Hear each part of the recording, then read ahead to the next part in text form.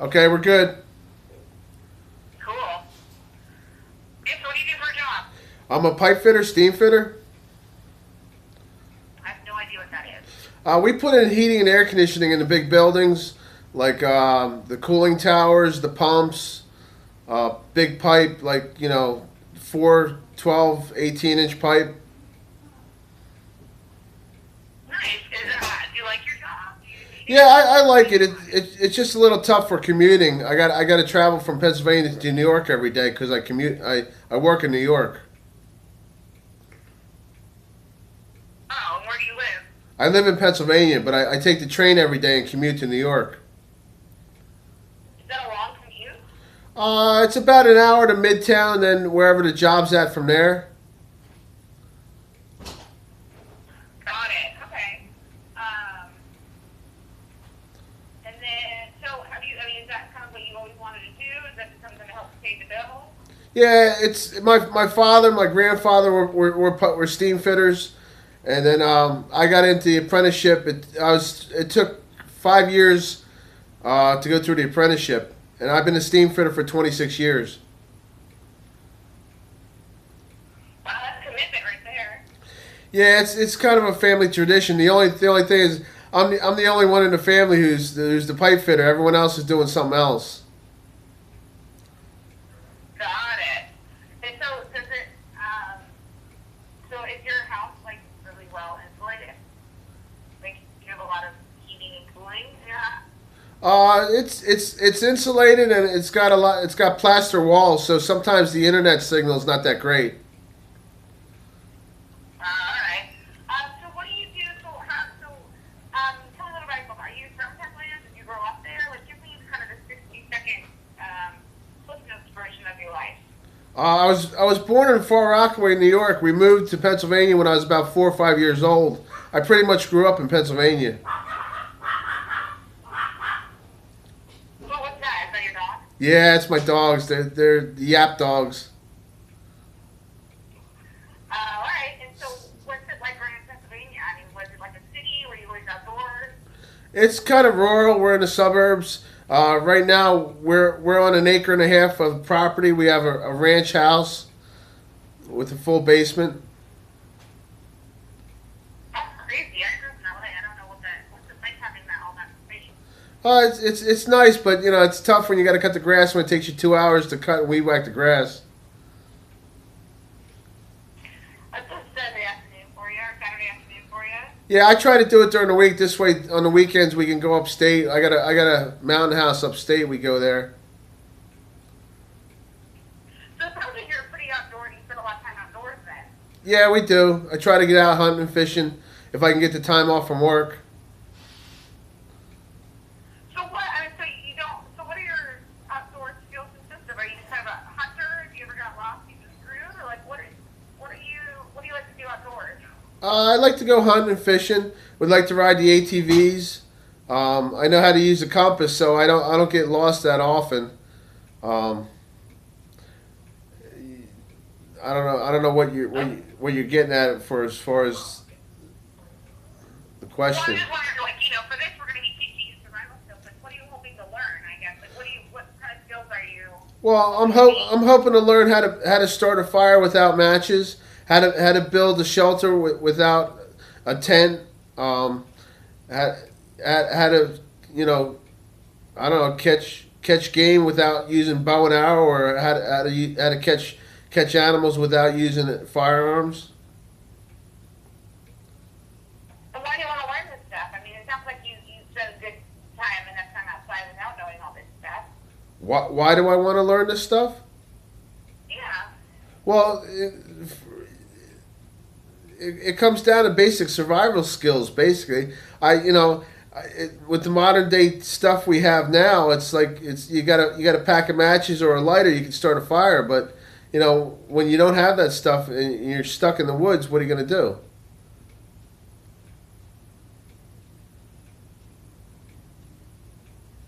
You there? Sorry, I'm here. Has that always been kind of something in the back of your mind you've always wanted to learn, or is it just kind of recently that you started your curiosity has kind of grown? Well, after 9/11, when we found out we were so vulnerable, it's like, the electric grid and all the other stuff, modern technology. It's like it could be gone in an instant. Okay. And is that when you decided you wanted to start learning survival skills? Yeah, I've always wanted. I was in the Boy Scouts when I was younger, and they I don't remember much from that, and I want to re-educate myself. Got it. Okay, cool. And so, what was I gonna say? So what? I mean, why? So why now? I guess is my question. Like, why haven't you taken classes before? Why haven't I? I don't know. It's hard. It's hard to find a time off from work, and it's like the busy schedule. It's like, you were saying that, you just go out and spend a week or 2 weeks out, and I have to take off from work. But where I can learn something like that, I think it's worth the education for taking the time off from work. Awesome. And so, how long have you had that house up north? We had that since 2000. And why did you decide? Is that like a vacation home? Is that a place where you can go hunting? Like, what is that house to you? It's both. It's our retirement plan. It's where we plan on retiring, and then we can go hunting and fishing and ride the ATVs. And the house has solar panels on the roof, so we can supplement our electricity from that.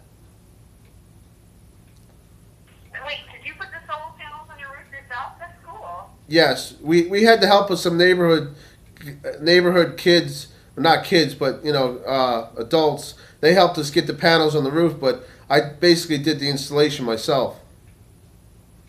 So you're a pretty handy dude. I mean, it sounds like you're really really straight smart when it comes to putting stuff together and building things. Yeah, when something breaks around here with my family, they call me up, and I got to come over and fix it. Do you like that, or is that gonna bother you? I don't mind as long as I ain't got something else going on. But All right. I try to do my part with the family, and then I guess that's my calling. Got it. So why did, I mean, some people, like you were saying before, after 9/11, we were off the grid, or you learned how vulnerable we were. I mean, some people kind of went back to their everyday life, like some people were like, oh, that sucks, that happened. But, now, so many years later, like, everyone's kind of back to doing their everyday stuff. Like, why do you think that kind of hit home to you? Why do you think that had such an impact on you? Well, I was there when 9/11 happened that day. We were working in Midtown when one of the planes flew over and hit the tower. Oh, my gosh. Were you free? What was that like?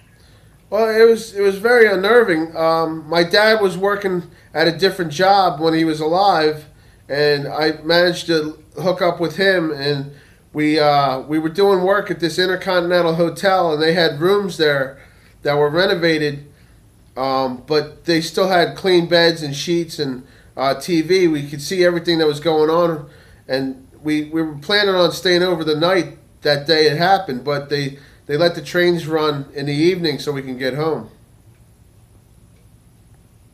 And so how did that change your life? What changed in you?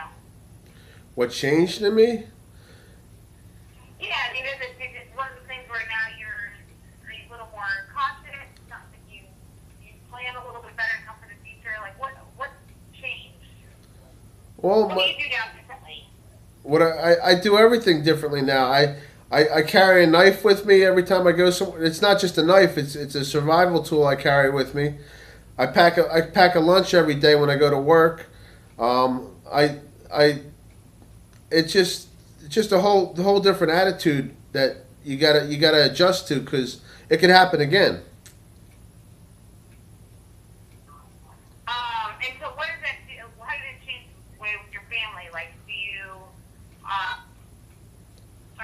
do you prepare for disaster now? Are you more, aware? Does that make sense? Yeah, we're more prepared in case something happens. We have our own pot, stockpiles of food and canned goods. We're on a well and septic system here, so we have our own water in case the grid goes out. We have a generator. We keep gasoline on the property for the generator. So it sounds like all you're missing are kind of the primitive skills so if something were to happen, you wouldn't know how to start fire without matches or without the gear.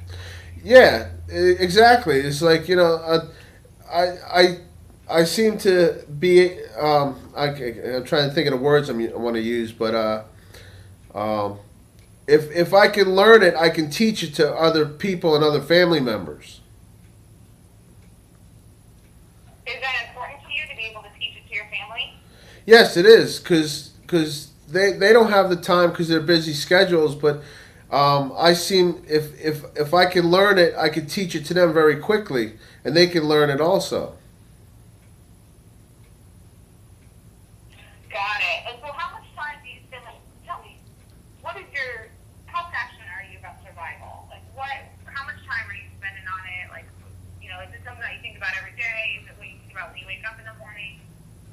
Well, put it this way, I think about it more than my wife because my wife.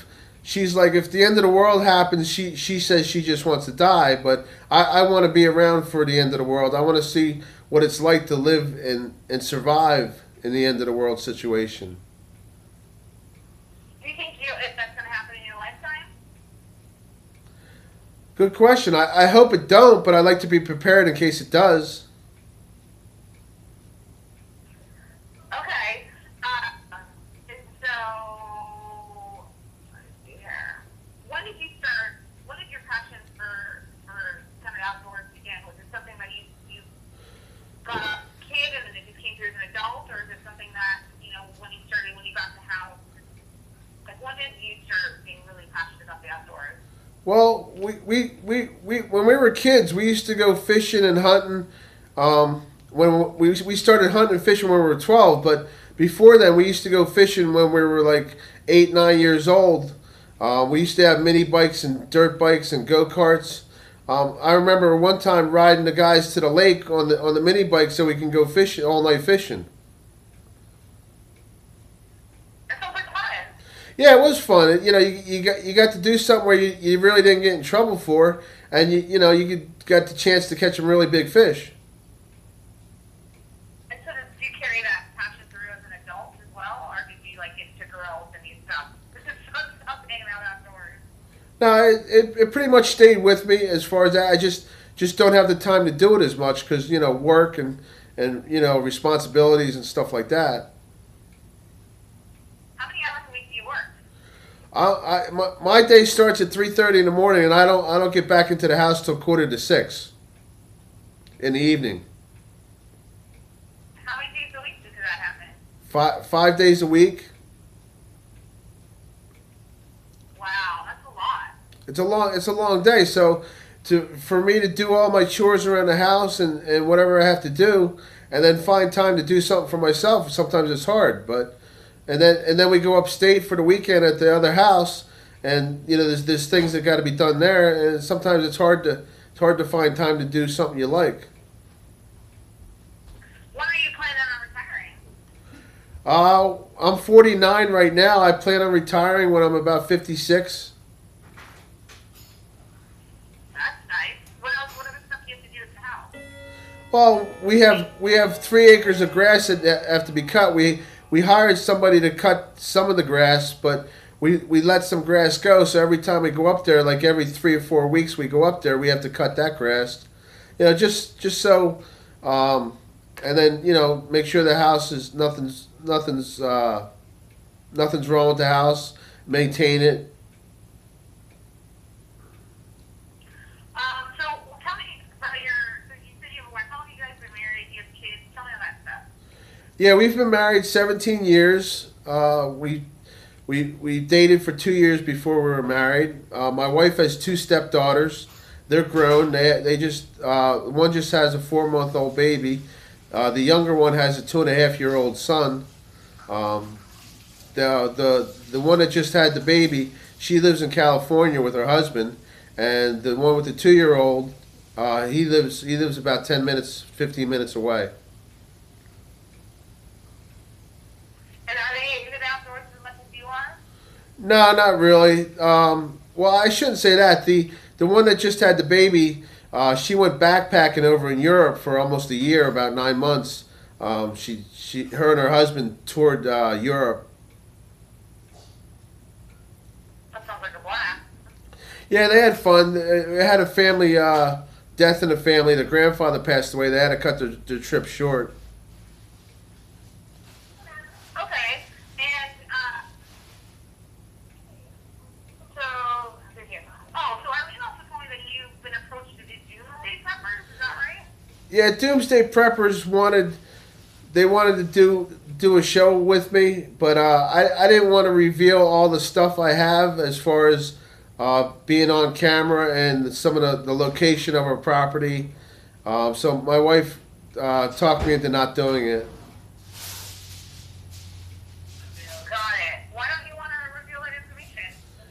Well, basically, if I go on TV with that information, everyone knows what I have, and I could be vulnerable. And the place upstate, it's a 3-bedroom house with a full basement. So we have stuff up there we don't want people to know about because we're not up there all the time. I don't want a place getting broken into.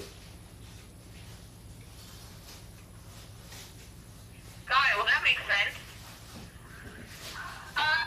Okay, and then, so why do you think, why should we pick, I guess, because there's a lot of people who don't have the skills, the survival skills, and this is a great opportunity. Why do you think we should, pick you for the show? Why should you be our novice and learn to learn all these skills? Why should you pick me? Yeah. It's a question of who you're looking for.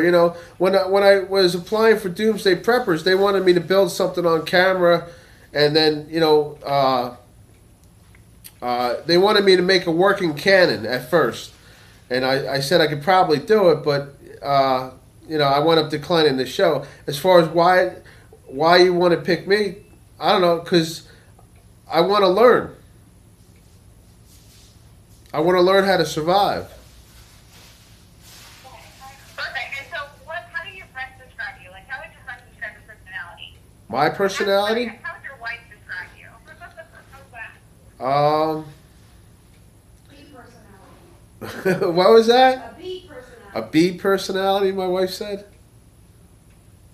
I don't know what that is. I don't know what it is neither. There's A and B? I don't know. I get along with a lot of people. There's not too many things that bother me. Like I said, if something breaks with my family, I'm usually the one to go to fix it. Can you repeat the question again? I lost my train of thought. I was just trying to figure out your personality. Personality? Outgoing, free-spirited, or you kind of a hardhead? Yeah, outgoing would be more like the word. I'm very outgoing. Like if someone needs something done or someone needs a favor, Tom's always there to do it for them. That's outgoing is pretty good description. All right, great. I think those are all my questions. I'm going to go ahead and have you finish off by just giving me your first and last name, your age, where you're located, and your occupation for me one more time. Okay. Thomas Shea, age 49. We live in Yardley, Pennsylvania, and my occupation is a steam fitter at Local 638 in New York. Perfect. You can go ahead and turn the camera off. Okay.